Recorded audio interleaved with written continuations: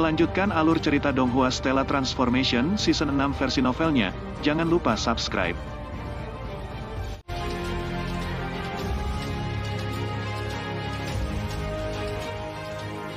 Qin Yu memandang Paman Fu untuk waktu yang lama. Baru setelah itu dia mengambil 3 gulungan emas. Bagi dewa biasa gulungan emas adalah barang berharga. Namun bagi kuil dewa penyihir, item seperti gulungan emas yang digunakan untuk mencatat informasi berjumlah puluhan juta. Qin Yu segera menggunakan kesadaran ilahi untuk hati-hati memeriksa 3 gulungan emas.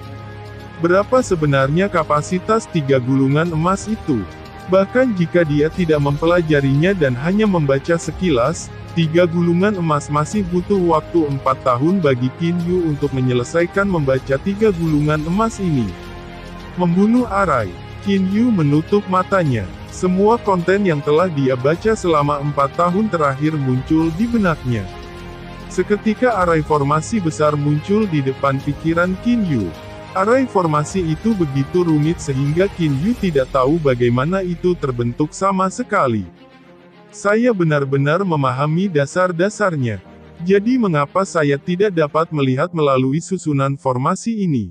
Qin Yu agak cemas. Qin Yu mencoba menganalisis dan memecahkan susunan formasi. Namun itu segera mulai berubah. Api memenuhi langit. Di tengah-tengah api ada sejumlah besar petir yang dengan keras menghantam. Qin Yu segera membuang semua isi dalam pikirannya.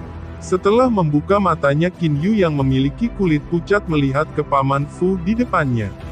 Paman Fu, mengapa meskipun saya awalnya tidak menemukan elemen api atau serangan elemen petir, saya masih diserang oleh kedua elemen itu ketika saya menyentuhnya? Jika seseorang tidak memiliki pemahaman tentang susunan formasi, orang tidak akan tahu persis seberapa kuat susunan formasi ini. Namun Qin Yu masih bisa dianggap sebagai seseorang yang telah melangkah ke istana susunan formasi. Meskipun dia tidak bisa memahami kekuatan sebenarnya dari arai pembunuhan ini, saat arai formasi diaktifkan niat membunuh jahat yang ditampilkan adalah sesuatu yang Qin Yu masih bisa merasakan dan mengerti. Guru saya pernah bertanya kepada guru tua tentang suatu masalah. Saya bertanya kepada Master Lama, mengapa dia akhirnya memulai kembali penelitiannya tentang susunan formasi dan menghabiskan 1 miliar tahun untuk memahami kembali tahap pertama dari jalur arai, ketika dia sudah memahami tahap pertama dan bahkan tahap kedua dari arai jalan. Paman Fu melihat ke Qin Yu dengan senyum di wajahnya. Tuan, apakah Anda tahu bagaimana Tuan Tua menjawab pertanyaan saya itu?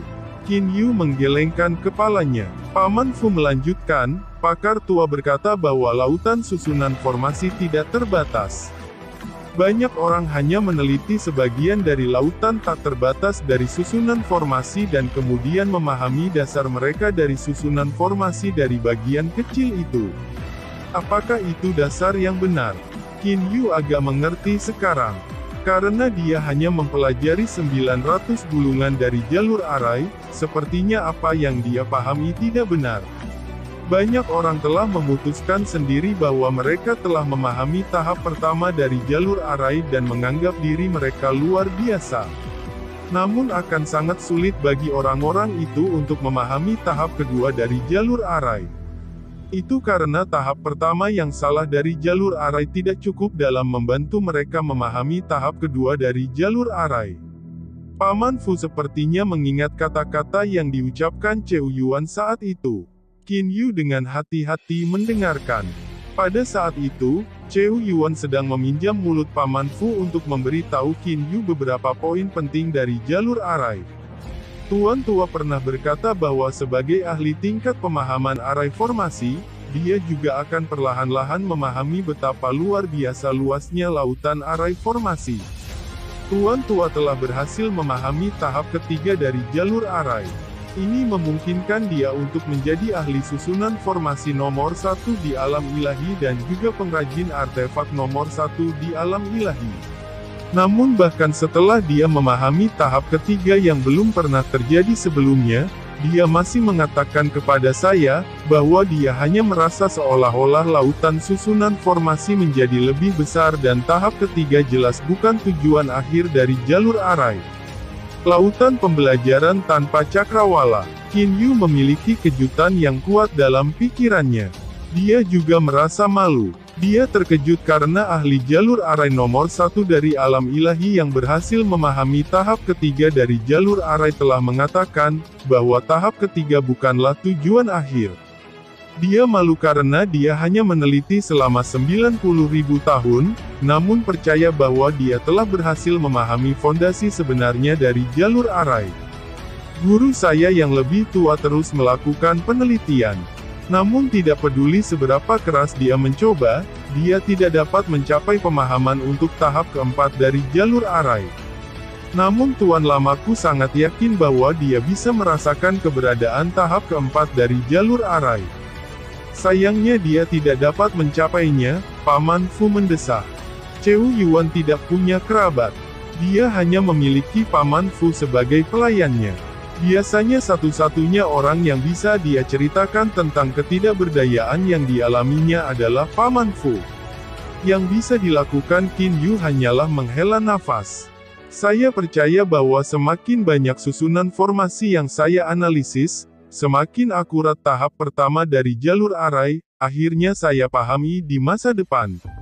Qin Yu telah langsung membuang fondasi arai Path yang baru saja berhasil dia pahami beberapa waktu yang lalu.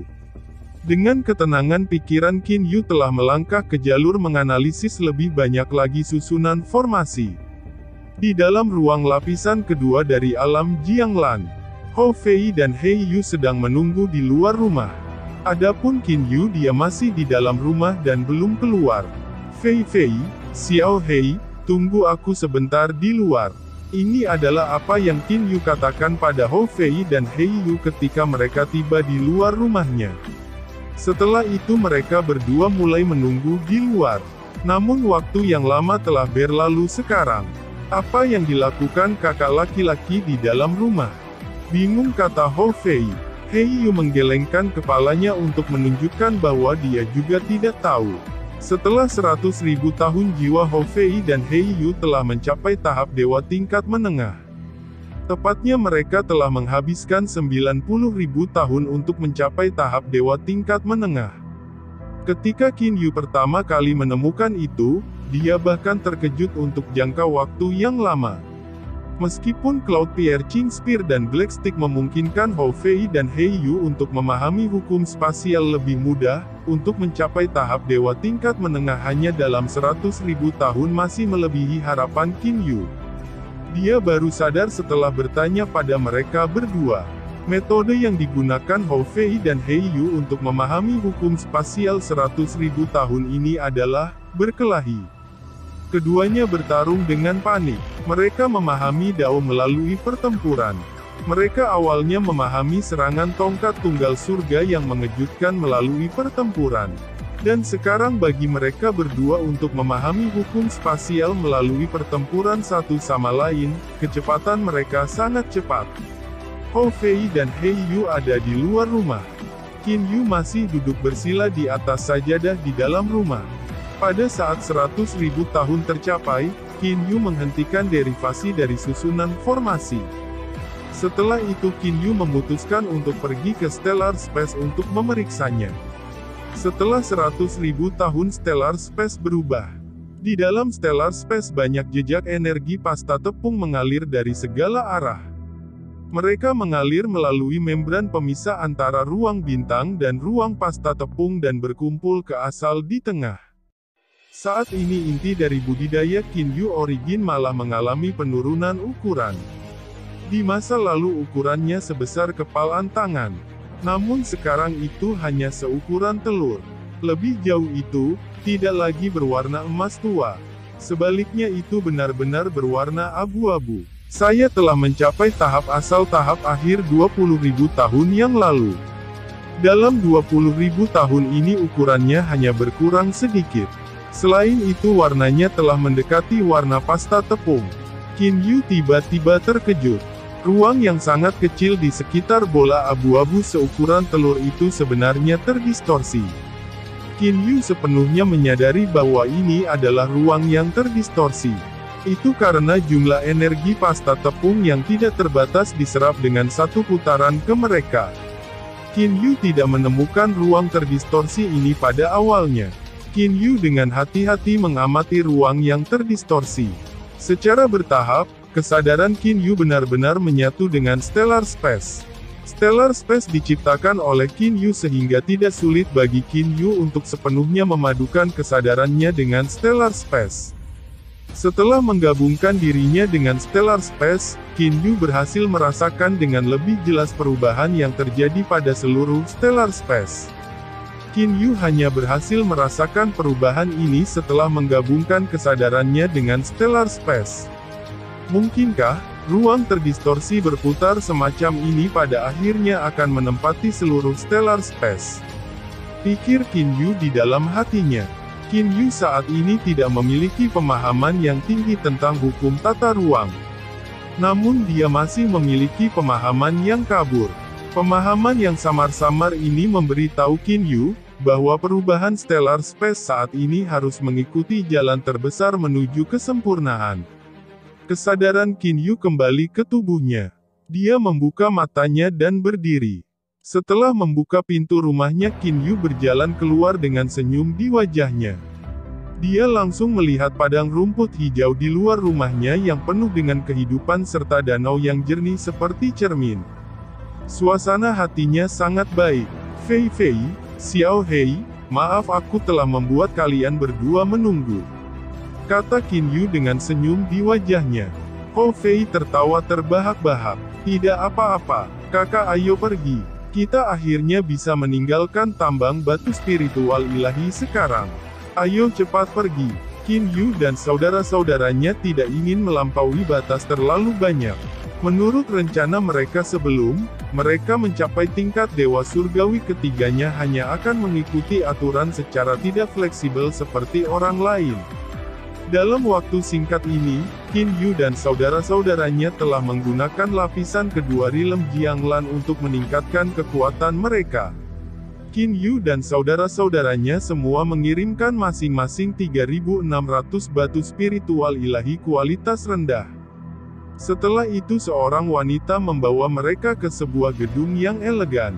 Ada beberapa wanita cantik di gedung yang elegan ini. Qin Yu, Ho Fei, dan He Yukan. Seorang wanita berpakaian ungu di antara mereka mengeluarkan slip giok. Dia membaca slip giok dengan kesadaran ilahi. Dia kemudian mengangkat kepalanya dan menatap Qin Yu. Kalian semua telah mengirimkan cukup batu spiritual ilahi dalam 1000 tahun terakhir ini. Mulai hari ini Anda semua adalah anggota resmi dari alam ilahi. Tunggu sebentar, orang-orang kami sudah pergi untuk mengambil pelat identitas Anda. Setelah dia selesai mengatakan itu, wanita berpakaian ungu itu berhenti memperhatikan Qin Yu dan saudara laki-lakinya. Qin Yu dan saudara-saudaranya hanya bisa saling melirik dan tersenyum tak berdaya. Selama bertahun-tahun mereka telah mengirimkan batu spiritual ilahi kualitas rendah berkali-kali dan sudah terbiasa dengan dinginnya staf. Kakli, ku dengar Kapten Pertengahan Wang dari tambang ingin menikahimu. Pertengahan Kapten Wang cukup bagus. Paling tidak dia adalah Kapten Pertengahan dengan gaji yang sangat tinggi. Dia juga memiliki rumah di kota Yuchi untuk pelatihan, kata seorang wanita berpakaian putih yang saat ini sedang mengatur slip giok dengan senyum di wajahnya. Saat ini saya tidak tertarik dengan itu. Kakli, berhentilah selalu berlatih untuk menjadi dewa surgawi. Di antara semua dewa tingkat tinggi itu, berapa banyak yang mampu menjadi dewa surgawi? Kemungkinan menjadi dewa surgawi pasti terlalu rendah. Anda tidak mungkin menghabiskan seluruh waktu Anda sendirian, bukan? Tidak buruk bagimu untuk menerima lamaran pertengahan Kapten Wang, bukan? Bukankah Kapten Pertengahan Wang naik ke sini dari ruang kosmik yang sama denganmu? Dia telah mengejarmu selama beberapa ratus juta tahun sekarang. Menasihati wanita berpakaian putih itu. Pernikahan, bukan tidak mungkin bagi saya untuk menikah dengannya juga. Apa yang harus dia lakukan untuk membuatnya mungkin? Mata wanita berpakaian putih itu segera mulai bersinar. Wajah wanita berpakaian ungu itu masih menunjukkan ekspresi acuh tak acuh. Hanya jika dia menjadi dewa surgawi. Segera wanita berpakaian putih itu terdiam. Jika seseorang menjadi dewa surgawi maka akan ada banyak orang yang ingin menjadi istrinya. Itu karena ketika pasangan berlatih bersama, jiwa mereka akan selaras satu sama lain, memungkinkan orang lain untuk meminjam pemahaman orang dengan jiwa yang lebih tinggi untuk mencapai tingkat dewa surgawi lebih cepat. Tentu saja meminjam pemahaman orang lain hanya akan mengurangi masalah menjadi dewa surgawi itu tidak 100% berhasil. Qin Yu dan saudara-saudaranya saling melirik. Mereka hanya bisa diam. Saat ini seorang wanita masuk dari luar. Wanita ini memberi wanita berpakaian ungu itu 3 plat judul. Kakli ini 3 plat identitas. Desa tempat mereka bertiga akan diatur. Itu adalah desa Sealfil. Wanita berpakaian ungu menerima 3 lempengan judul. Dia kemudian melihat ke wanita yang menyerahkan plat judul dengan ekspresi bingung dan terkejut. Apa katamu? Mereka diatur ke desa Sealfil. Apakah Anda yakin? Itu benar ini adalah desa Sealfil. Kata wanita yang datang mengantarkan pelat judul dengan kepastian mutlak. Wanita berpakaian ungu itu mengangguk. Dia menyerahkan 3 pelat judul kepada Qin Yu dan saudara-saudaranya. Kalian semua harus meneteskan darah kalian pada 3 pelat judul ini untuk menjadi tuan mereka. Selain itu dengan segala cara jangan sampai hilang. Adapun kalian bertiga pergi ke desa Sealfil. Wanita berpakaian ungu itu mengerutkan kening saat dia melirik Qin Yu dan saudara-saudaranya. Apakah kalian bertiga tidak memberikan batu spiritual ilahi kepada orang yang mengalokasikan orang lain ke desa? Qin Yu terkejut. Dia masih ingat saat bertemu Song Gui dan Sitian.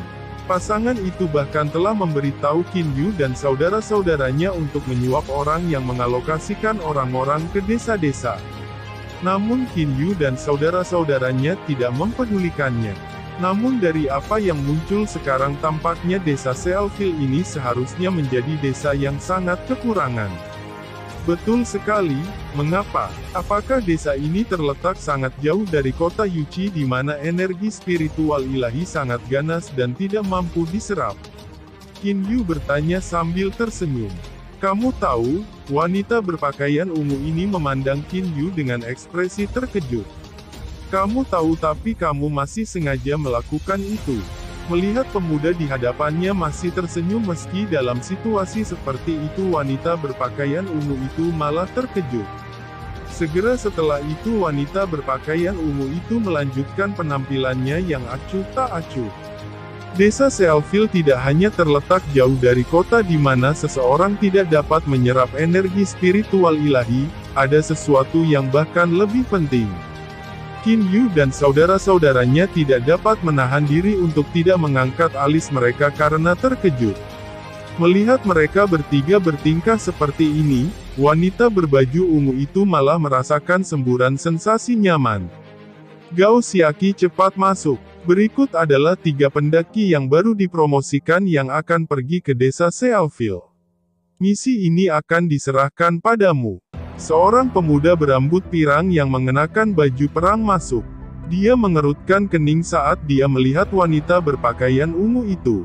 Anda mengatakan desa Sealfil. Betul sekali. Apa? Anda tidak ingin melakukan tugas itu? Wanita berpakaian ungu memandangi Gao Xiaqi ini. Gao Xiaqi menunduk dingin, saya tidak begitu takut. Jika Anda memiliki keterampilan, maka ubah baju besi tempur standar Angkatan Darat Jenderal itu. Menertawakan wanita yang sedang mengatur slip giok. Namun Gao Xiaqi ini tidak menanggapi. Sebaliknya dia melihat Qin Yu dan saudara-saudaranya. Kalian bertiga ikuti aku. Qin Yu dan saudara-saudaranya mengikuti Gao Xiaqi ini. Tepat ketika mereka meninggalkan, mereka melihat pemandangan yang mengejutkan mereka.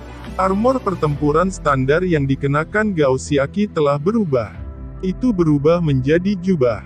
Qin Yu dan saudara-saudaranya semua mengingat kata-kata yang dikatakan wanita berpakaian putih ketika mereka pergi, jika Anda memiliki keterampilan maka ubah baju besi tempur standar Angkatan Darat Jenderal itu.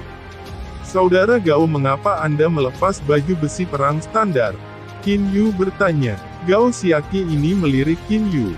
Bukannya menjawab, dia bertanya, apakah kalian bertiga anggota baru yang baru saja naik 1000 tahun yang lalu? Benar, Qin Yu bertanya dengan bingung. Hou Fei dan Hei Yu juga menatap Gao Xiaqi ini. Namun Gao Xiaqi memandang Qin Yu untuk waktu yang lama dengan ekspresi tidak percaya. Tidak ada, hanya saja dalam 1000 tahun saja kedua orang ini telah mencapai level dewa tingkat menengah. Dan Anda, saya bahkan tidak dapat melihat melalui Anda. Saya rasa Anda telah mencapai tingkat dewa tingkat tinggi, bukan? Bagaimana mungkin? Ini baru 1000 tahun. Mungkinkah, bahwa kalian bertiga telah naik dari alam kehendak surga? Naik dari alam kehendak surga. Qin Yu dan saudara-saudaranya semua bingung. Namun Gao Xiaqi menghela nafas tanpa mempedulikan Qin Yu yang bingung. Ruang kosmik tingkat yang sama di alam rendah masih memiliki beberapa perbedaan. Di alam yang lebih lemah, misalnya alam iblis hijau, hanya akan ada satu yang naik dalam beberapa ratus juta tahun. Adapun yang lebih kuat seperti alam kehendak surga, seseorang akan naik ke sini setiap beberapa ratus tahun. Qin Yu dan saudara-saudaranya saling melirik. Jumlah ruang kosmik dengan level yang sama dengan alam abadi dan iblis memang sangat besar. Namun meski mereka berada di level yang sama masih ada perbedaan antara lemah dan kuat. Alam abadi dan iblis dalam keadaan normal termasuk bahkan alam bintang kegelapan hanya akan memiliki pendakian dalam beberapa juta tahun. Beberapa ahli yang kuat dari alam kehendak surga mereka akan mencapai dewa tingkat menengah hanya dalam 1000 tahun setelah naik ke alam ilahi. Saya melihat bahwa Anda bertiga semuanya sekuat ini. Itulah mengapa saya pikir Anda berasal dari alam kehendak surga, kata Gao Xiaqi sambil tersenyum. Qin Yu tersenyum ringan dan berkata, ada banyak ruang kosmik alam rendah. Untuk orang-orang yang berkultivasi sangat cepat, mereka belum tentu semuanya berasal dari alam kehendak surga. Hei saudara Gao, mengapa kamu mengubah penampilan baju besi perang yang kamu kenakan? Hou Fei bertanya. Qin Yu dan Hei Yu juga melihat ke Gao Xiaqi. Ini adalah sesuatu yang membuat mereka semua bingung. Gao Xiaqi memandang Qin Yu dan saudara-saudaranya. Dia berkata tanpa daya, mungkinkah kalian bertiga tidak mengetahuinya? Mengalokasikan pendaki ke desa pada awalnya adalah masalah yang sangat penting. Kalian semua harus memberikan sejumlah penghargaan. Jika Anda melakukannya, maka Anda tidak akan diatur ke desa terpencil yang jauh dari kota seperti desa Sealville ini.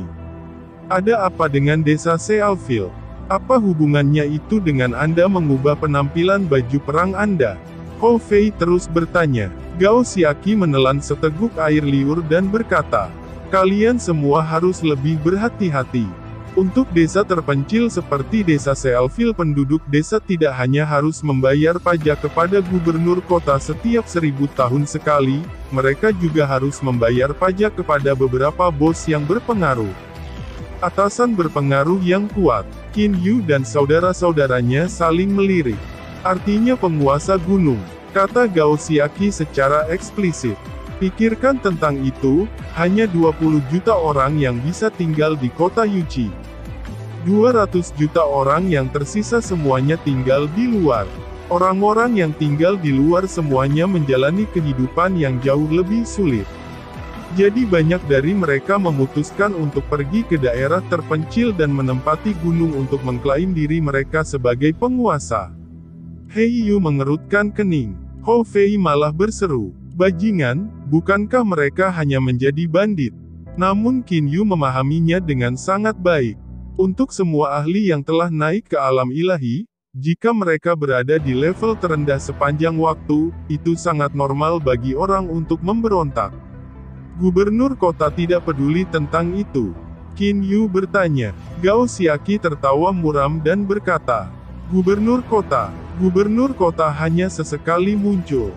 Selama kekuasaan itu tidak mempengaruhi aturan gubernur kota tidak akan repot-repot mengurusnya. Selanjutnya jumlah kota di alam ilahi sudah ditentukan.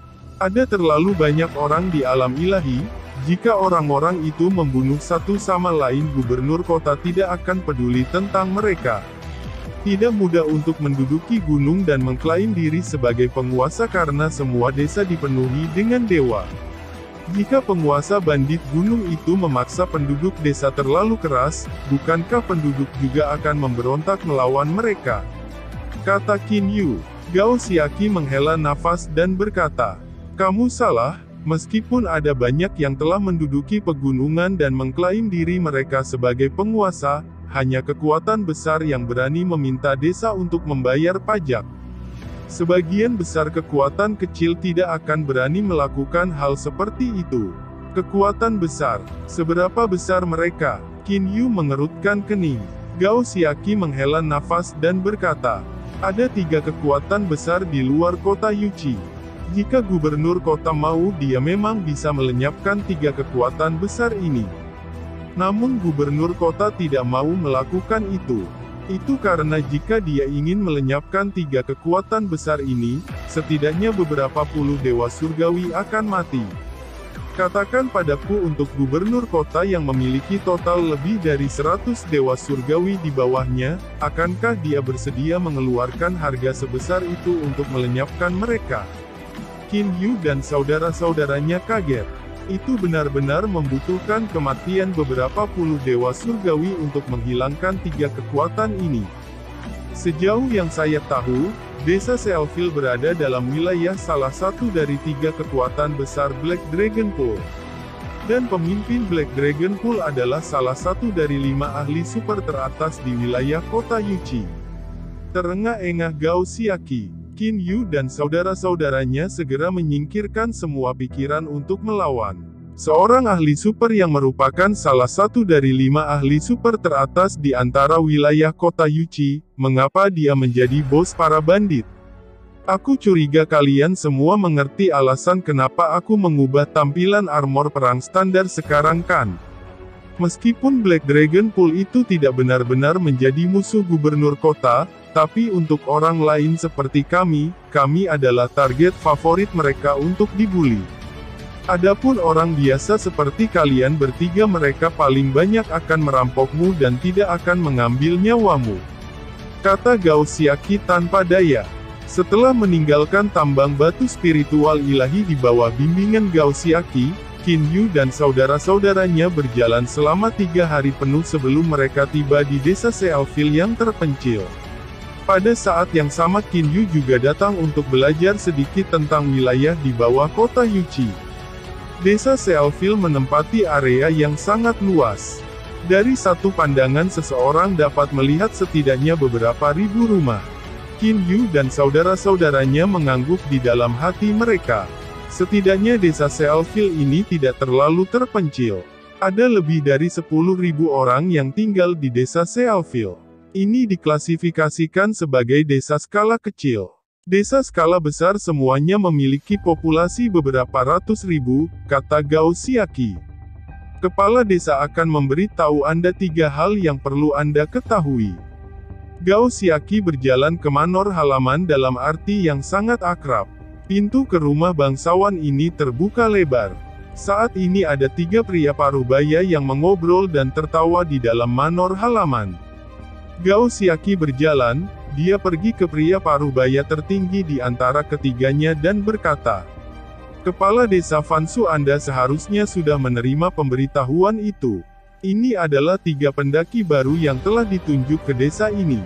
Mulai hari ini mereka akan menjadi anggota desa Sealfil Anda. Fansu setidaknya memiliki tinggi 2 meter. Meskipun ukurannya sangat besar, penampilannya adalah orang yang lembut dan pendiam." Memegang kipas berbulu, Fansu berjalan ke arah Qin Yu dan saudara-saudaranya dengan senyum di wajahnya. "Saya kepala desa dari desa Sealfil Fansu. Kalian bertiga harusnya Qin Yu, He Yu, dan Hou Fei kan? Ini adalah hal-hal yang harus Anda perhatikan di desa. Aku sudah menyiapkannya untukmu. Saat dia mengatakan itu Fansu menyerahkan Qin Yu dan mereka slip giok. Kepala desa Fansu saya Qin Yu. Ini saudara kedua saya Hou Fei, ini saudara ketigaku Hei Yu. Qin Yu menyapu slip giok ini dengan kesadaran ilahinya. Dia kemudian menangkupkan tangannya dengan hormat dan berkata, "Kepala desa, kalau begitu kami tiga bersaudara tidak akan mengganggumu lagi. Selamat tinggal. Saudara Gao Xiaqi, terima kasih telah membawa kami ke sini, selamat tinggal." Qin Yu dan saudara-saudaranya langsung pergi. Melihat apa yang saya tulis di slip giok saya tentang membayar pajak 2 kali, dia sebenarnya tidak terkejut sedikit pun dan pergi begitu saja.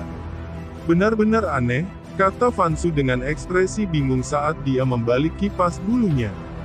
Dia kemudian melihat ke Gao Xiaqi. "Benar, aku sudah memberitahu mereka tentang hal itu di jalan," kata Gao Xiaqi dengan senyum di wajahnya. "Kepala desa Fansu, aku juga akan pergi, selamat tinggal." Fansu mengangguk. Dia kemudian berbalik dan melanjutkan berjalan kembali ke kedua temannya. Dia masih bergumam, 3 saudara laki-laki, 3 bersaudara naik bersama. Itu benar-benar langka. Setelah melihat informasi di slip giok itu, Qin Yu mengetahui tentang beberapa hal penting. Pajak itu harus dibayar setiap 1000 tahun. Untuk gubernur kota, mereka harus membayar 1000 batu spiritual ilahi kualitas rendah setiap 1000 tahun. Adapun Black Dragon Pool, mereka harus membayar 1500 batu spiritual ilahi kualitas rendah setiap 1000 tahun. Ada 3 metode utama bagi orang biasa untuk mendapatkan batu spiritual ilahi kualitas rendah. Yang pertama adalah menjadi seperti para pendaki dan ditambang batu spiritual ilahi. Setelah 1000 tahun selain batu spiritual ilahi dibayar untuk biaya dan pajak, seseorang biasanya akan memiliki cukup banyak yang tersisa. Yang kedua adalah menyayangi batu spiritual ilahi dari tambang yang habis. Jika beruntung, dia juga bisa menemukannya dari tambang itu. Adapun metode ketiga itu adalah bekerja. Seseorang bisa bekerja untuk gubernur kota. Seseorang bisa bekerja untuk mereka yang kaya dan berkuasa. Ada banyak jenis pekerjaan. Adapun gajinya mereka akan dibayar dengan batu spiritual ilahi. Tentunya selain ketiga cara tersebut ada juga cara lain. Misalnya pergi ke alam liar dan mencari bahan langka atau tanaman obat yang berharga, biji besi dan semacamnya. Seseorang dapat menemukan itu dan kemudian membawanya ke kota dan menjualnya. Hanya saja pekerjaan seperti itu relatif berbahaya. Seseorang juga harus memiliki penglihatan yang bagus untuk menemukan bahan langka atau tanaman obat yang berharga. Itu bukanlah tugas yang bisa dilakukan orang biasa. Qin Yu dan saudara-saudaranya mulai hidup dengan damai di desa Sealville. Mereka bertiga dengan santai membangun rumah. Biasanya juga banyak penduduk desa yang datang untuk menyambut mereka. Untuk sebagian besar waktu Qin Yu dan saudara-saudaranya, mereka di alam Jianglan. Namun mereka kadang-kadang masih keluar dari alam Jianglan dan istana mereka sekali setiap hari. Dengan demikian mereka juga menjadi akrab dengan cukup banyak penduduk desa.